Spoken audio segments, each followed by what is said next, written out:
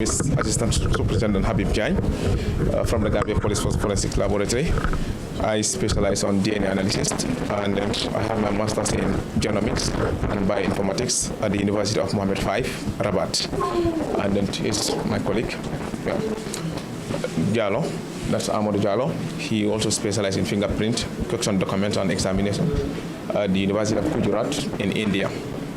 So here is the forensic lab, and then specifically this is the DNA unit, and then you will see the materials behind, and then this. So basically these are the partial materials that arrived, and then due to the restriction of flights and orders, we are expecting to receive the orders in next month, and then that will be the order completing materials. So here with me you have, for instance, this one. Here you have the dead box. It's what we call the UV light and dead box, and then this is where the DNA and then the magics happened, with this light. And then this is the blue light that we normally operate with. And this is the blue light that filters it, and then we do the DNA analysis. So thanks to the command for the swift interventions. This is one of the latest materials for UV light, because what it do is it do cross-contamination, it prevents cross-contaminations.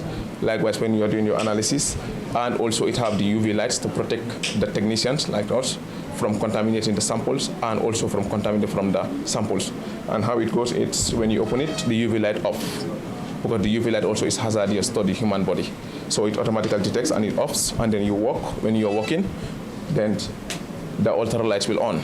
And then this light will clear. It's having two fans that clears the samples while you are walking. And then the moment you are done, when you close it, the blue light on, and then you can store the sample here as much as you want, and it will not be degraded. So that's the UV and the dead box. And then here. Take us through the process first. Yes. Before it gets to how the machine operates. Good. So, Jan, what we'll do is this now. What you'll do is just tell us what capacity, the possibility of this example. When the sample is collected from the field or the crime scene going forward, what is possible? Yes. Okay. So that's one. So I think you would also heard from the briefing from the IGP that we secured 2 crime scene vans. These are sophisticated vans, and then this helps because at the crime scene, that's where the determination happens. Here is the lab, but during the crime, at the crime scenes, if it's handled properly, here we get the results. If it's not handled properly, we will not get the results here. And that also, which the PR also will help us, that we will also sensitize the community in terms of crime, that let them not touch anything, let them not move anything, and then the technician will come. And now we have the emergency vehicles that could run, that are operating 24 hours. Now when the sample is collected by the crime scene officers, that's the CSIs, when it reaches the lab, we start by decontaminating it and then do the extractions of it. That's why we start the DNA profiling. And then now from henceforth, the Gambia will start DNA profiling. That means profiling the criminals by their DNA, and subsequently whenever they also do another crime, or whenever their sample is found, we also can be traced that once. Likewise also the paternity testing and then the sexual assault. So when sample arrives here, it goes through a chain of custody, and then it's stored in a refrigerator, and we have a refreezer and a refrigerator, likewise an incubator, in which the sample that need to be cooled, it's cooled, and then the sample that need to be warmed, they're also warmed in it. And then to take you through, here it's we can start there, and then we do the software analysis, and then the electrophoresis. And then here you have the swabs. This is where we collect the samples and then preserve them from the sterile swabs. And then this is an optical microscope. So the use of this optical microscope is to detect hair debris, and then skin debris, and then particles. There are small particles. So now we can able to now do it. That's, for instance, when there's an assault or when there is a burglary, we can use the microscope and then visualize, and then for us to determine. And this is the stereo microscope that is for the blood grouping. Thanks to this sophisticated material, now we can do a blood grouping on a dry surface. For instance, when you go to the hospital, you can do your blood grouping, but it can only happen in a wet blood. That's wet blood. But we understand that during crime scenes, the bloods are always found dried or semi-dried. So you realize that these microscopes are able to do that's what we call the agglutinations and then the elutions method in forensic science. On dry blood, we can able to get the suspects, that's the blood grouping. That's the first determination of differentiating the suspect and then the perpetrators. Whenever that we have a bunch of people, we do the first the blood grouping. If there is an assault or homicide or stuff, we do the blood groupings and then separate the blood group that matches with in the crime scenes. We catch that one and then we further continue for the DNA analysis. Been used by our crime scene investigators in order to collect, preserve, transport the evidence. And how is this evidence being transported? If you look at this, this is what we call a crime scene kit. Right? This crime scene kit, right? It is packed with all the necessary equipment that you need. Every crime speaks its own language. If it is a murder case, it speaks its own language. If it is a rape case, it speaks its own language. If it is a burglary or robbery, it speaks its own language. So it's there for you to listen and analyze that particular crime scene.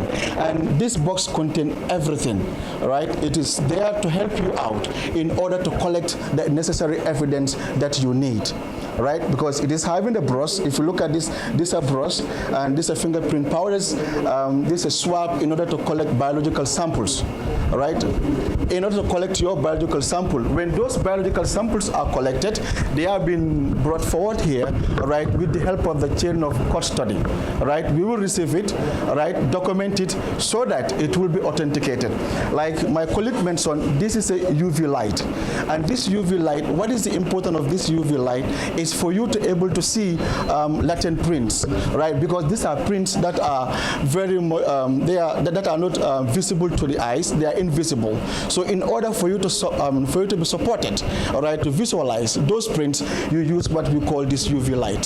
So basically, these are the material that have been used, right, in order to obtain the evidence from the crime scene. And this box is being distributed across all the regions within the country here. Okay, so if there is prints that have been collected, what do? We go in for what? Examination. And what is the examination that can be done? In the next few months to come, we have a very sophisticated instrument called the poroscope. And this poroscope, what is its functions? It can analyze the ridge density. All right. For example, if I looked at my particular finger, all right, with the help of that instrument, you will able to know how many ridges that are there. You will able to know how wide is that particular ridge. You will able to know what are the spores, because every individual is unique. Though we have the same fingerprint pattern, and what are this pattern? We call them the arch, we call them the loop, we call them the wall. But now the questions here comes in. That's make it unique. That is the characteristic that it have, and that characteristic we will able to examine it here. Of course, we also have a very sophisticated material called the cyanoacrylate, and this cyanoacrylate, all right, with the help of the cyanoacrylate, when you get to the crime scene, you collect it. Let's say there's a knife, or there are, let's say, a gun, right? You will able to introduce that particular evidence to the cyanoacrylate. The cyanoacrylate will able to help you out so that you will be able to visualize that particular latent print, and then with the help of the camera, you will be able to take a correct picture of it. Then you go in for the examination using the poroscope. That is one thing. All right. Of course, as far as the document examination is concerned, this is what we call VST 80. All right. It is an instrument that is actually used, all right, to examine document. How do we do so? If you looked at every document, let's say, for instance, we want to examine a passport. For instance, we want to examine a currency. All right. It's having its own features. That are security features that make it unique, that make it authentic. So with the help of this VSC, it will be able to introduce that particular document to different UV light. Because with the help of the UV light, it will be able to show you what are the particular features that are embedded in that particular passport. What are the particular features that are embedded in that particular currency. So with the help of this material, with the help of this instrument, we will be able to know, whether it is a fake document or, of course, it is a, authentic document. When we get to the handwriting, right, let's say there's alteration. Somebody has written what we call 7, all right, the person changed it to 8, or the number is 1, okay, the person had a particular alteration on it.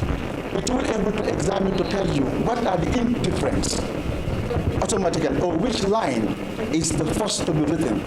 All right, it will tell you the sequence of the stroke. Right? In that way, we will be able to examine to say, okay, there is an alteration or there is a forgery with the help of this instrument. Of course, we can also go in to do a sample examination with the help of this microscope. With this microscope, it will be able to determine to tell you, of course, what are the sequence of stroke that is actually found in a signature. So basically, in this lab, this is what we do. We are strong enough to carry on with the fingerprint analysis, and we are strong enough to carry on with document examination. And of course, right, we should be able to do a bit of what? Ballistic, with the help of those compound and stereo microscope. Now, the ballistic in the sense that, because every gun, the firing pin is actually unique. Because if you trigger the gun and send the firing pin, right, at the bottom of it, it is actually unique. So in that, we will be able to do the examination, to do the comparison and say, okay, this particular cartridge case is from this particular gun with the help of what? The comparison doing on the firing pin. So far, so good.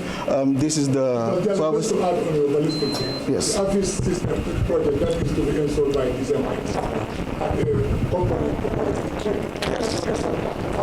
For cybercrime, and he will take us through, in general, what are some of the things that they do in cybercrime. Yes, please. Good morning to you all. Welcome you all to cybercrime unit. It's a pleasure to have you. I'll just give you a brief go through the cybercrime unit, our main functions. Our main functions is to deal with digital evidence, cyber digital evidence. That's our main function. Mostly we have tools that can image mobile phones, laptops, hard drives, and monitors. Yeah. So those are our main functions, and also to trace some of these online crimes that are occurring in the Gambia. Yes. I have 5 personnel in my office. My 2IC is on leave, and is currently my 2IC, and the other one is here, Jais, and he is Sam. Yes. My name, I'm DSP Joseph Timanli. Yes, the head of the cybercrime unit.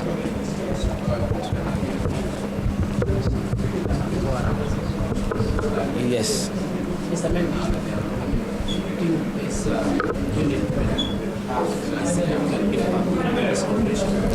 Yes, the unit have a significant impact, because if you can see, the way technology is moving, that's the way the crime rate is also shifting from this physical theft to online theft.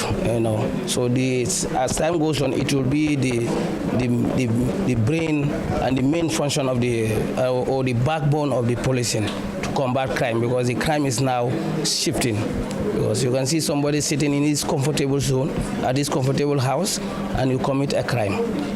So the unit will be the backbone of the police.